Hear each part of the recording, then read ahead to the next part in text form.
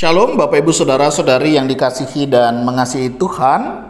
Kita bersyukur kalau hari ini Tuhan boleh memberkati kita dan kita boleh ada sebagaimana kita ada, itu semua karena kasih dan kemurahan Tuhan. Mari Bapak Ibu Saudara, saya mau mengajak kita untuk berdoa sebelum kita membaca dan merenungkan firman Tuhan. Tuhan, terima kasih, kami sungguh bersyukur karena kasih setiamu menjaga dan memelihara kami sehingga kami boleh menikmati setiap berkat-berkat yang datangnya daripadamu. Terima kasih ya Tuhan untuk kasih setiamu di dalam hidup kami. Sebentar kami akan membaca dan merenungkan firman-Mu. Berfirmanlah dan biar kami mengerti apa yang menjadi kehendak-Mu di dalam hidup kami. Kami berdoa di dalam nama Tuhan Yesus Kristus. Haleluya. Amin. Ayat firman Tuhan hari ini terambil dari kitab Amsal pasal yang ke-17, ayat yang pertama hingga ayatnya yang ke-12. Saya akan membaca di ayatnya yang pertama. Lebih baik sekerat roti yang kering disertai dengan ketentraman daripada makanan daging seruma disertai dengan perbantahan. Amin. Demikianlah firman Tuhan, mari kita merenungkannya. Bapak Ibu Saudara yang dikasihi dan mengasihi Tuhan, ketika kita diberikan sebuah pilihan di dalam ayat ini, kira-kira pilihan yang mana yang akan kita pilih?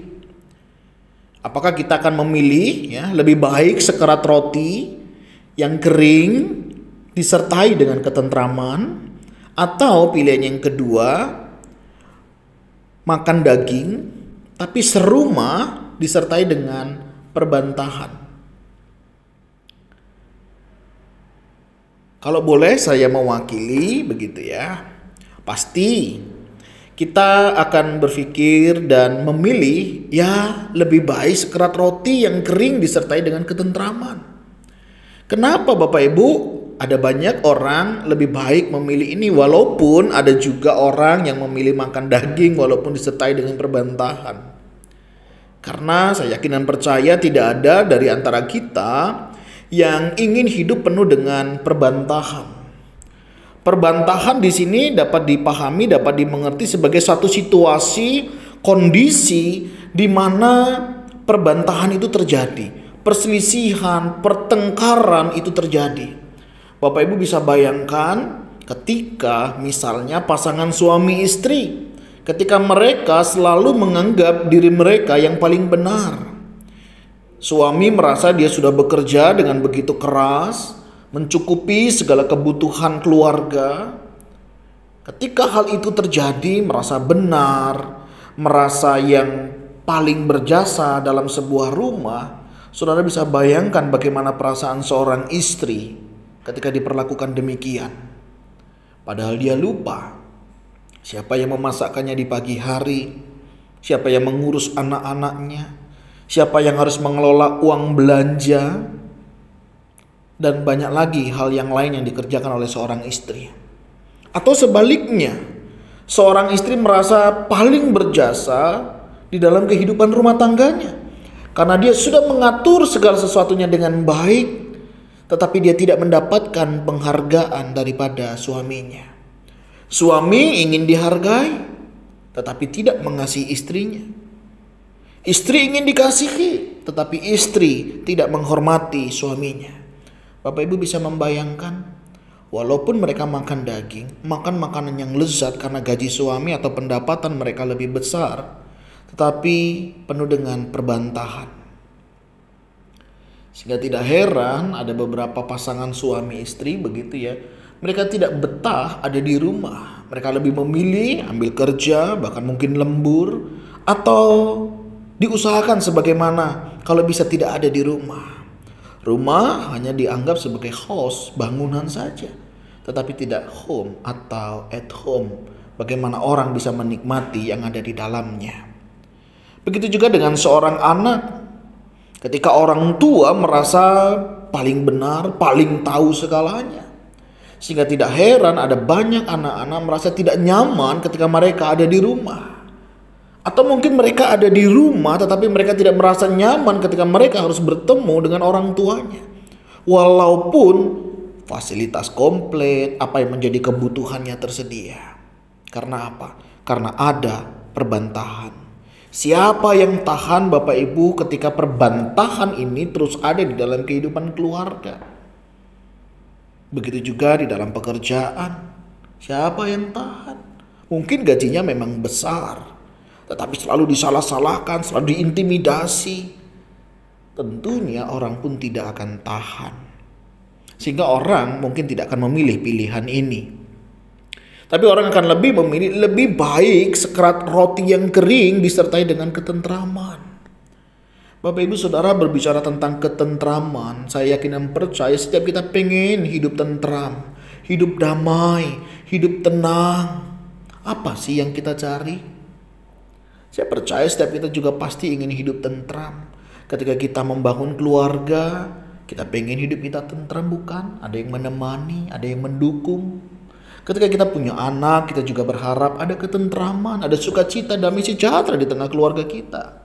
Ketika kita bekerja, bukankah kita juga bekerja untuk keluarga? Tapi berapa banyak kita yang bekerja yang mengaku bahwa itu kebahagiaan keluarga, tetapi keluarganya tidak bahagia? Ketentraman dibutuhkan. Keluarga yang tentram, mereka akan menjadi keluarga yang produktif. Kalau keluarga itu produktif, keluarga ini akan menjadi keluarga yang sehat. Keluarga yang sehat, keluarga yang produktif, tentu akan memberi dampak yang luar biasa, baik bagi mereka maupun orang-orang yang ada di sekitarnya. Bagi mereka apa? Mereka akan mengalami pertumbuhan. Mereka akan saling mengasihi. Mereka bisa saling menerima satu dengan yang lainnya. Bukan saling menyalahkan, ingin dilayani. Tapi mereka akan saling melayani. Mereka akan saling mengasihi. Mereka akan saling memperhatikan. Karena apa? Karena ada ketentraman. Walau sekerat roti yang menjadi hidangan mereka. Tentunya kebersamaan ini, ketentraman ini mungkin hanyalah sebagai awal. Ketika mereka sudah bisa lebih baik, keluarga mereka sehat, keluarga mereka menjadi produktif, mereka akan bisa bertahan lebih kuat. Dan tentunya di masa-masa ini ada banyak orang, banyak keluarga bisa melipat tangan bersama dengan pasangannya. Karena mereka tahu hanya Tuhan yang menjadi andalan mereka. Tapi ketika segala sesuatunya tercukupi, hati-hati. Seringkali membuat kita lupa pada Tuhan, membuat kita lupa akan tugas tanggung jawab kita masing-masing. Amsal mengingatkan kita, bagaimana dengan kehidupan keluarga kita hari ini? Jangan sampai kemewahan, apa yang kita punya hari ini membuat kita tidak mengalami damai sejahtera dan sukacita di dalam pernikahan ataupun di dalam hubungan keluarga. Atau juga kemiskinan, ketidakpunyaan, ketidakmampuan membuat kita juga berselisih paham dan saling menyalahkan. Tapi hendaklah setiap kita mengalami ketentraman. Tentram bukan berarti tidak ada masalah, tidak ada pergumulan. Tetapi walaupun semuanya itu ada, mereka bisa menyingkapinya. Mazmur 133. Tuhan melihat, memperhatikan, sungguh alangkah baiknya dan indahnya apabila saudara bisa hidup bersama, diam dengan rukun. Karena kesanalah Tuhan akan memerintahkan berkatnya. Nah, Bapak Ibu Saudara, maukah Bapak Ibu Saudara mengalami ketentraman? Mari kita hidup rukun, kita bisa menikmati setiap berkat yang sudah Tuhan berikan dan kita tahu bagaimana mengucap syukur kepada Tuhan. Tuhan, terima kasih. Ajar kami mensyukuri dengan apa yang ada pada kami, apa yang sudah Engkau berikan kepada kami. Saat ini kami rindu mengalami ketentraman di dalam hidup ini. Asal kami bersama dengan Engkau. Kami percaya semua kami bisa menikmati apa yang sudah Tuhan berikan. Ajar kami mensyukuri ya Tuhan sehingga ada ketentraman, ada kedamaian. Karena kami percaya apa yang Tuhan berikan yang terbaik. Dan apa yang Tuhan berikan itu cukup bagi kami. Terima kasih ya Tuhan, ajar kami cukup untuk apa yang Tuhan berikan. Terima kasih, berkati setiap kami, berkati rumah tangga, berikan kami ketentraman. Jika ada selisih paham, perbedaan, ataupun konflik dalam keluarga, kiranya kami bisa menyelesaikannya dengan pertolongan Tuhan. Kami berdoa, kami mohon berkat-Mu atas keluarga kami, di dalam nama Tuhan Yesus Kristus. Haleluya. Amin. Bapak Ibu, demikian renungan kita hari ini, kiranya boleh memberkati kita. Shalom.